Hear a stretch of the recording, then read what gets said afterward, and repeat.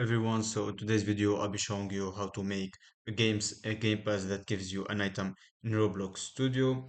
So first of all you need to open your new workspace here in Roblox Studio. After that, make sure to go to File, click on Game Settings, and then you will have an option to save it to Roblox. You need to do it the first one. After that, go here to the server script service, click on plus, and then choose script. Let's delete this code and then paste this code that I will leave you in the I will leave it in the description. After that, let's go back here. We can have this as our script.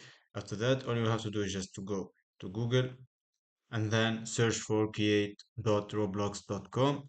You will have this page open and then you will have your game here.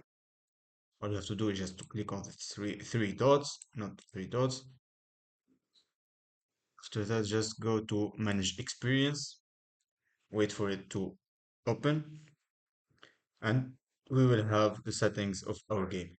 You need to scroll down to here to passes and then create pass.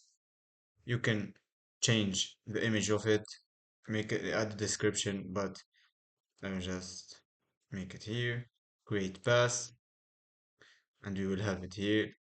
After that, let's click on this pass and then enable item for sale and choose a price for it. Click on proceed. Let's go back here, and then all you have to do is just to copy the pass ID. Let's go back to Roblox Studio here, go to the script, and as you can see, we have a game pass ID. We will change it by the one we copied earlier. After that, let's go back here and then add whatever the item that you want. I will search for the sword,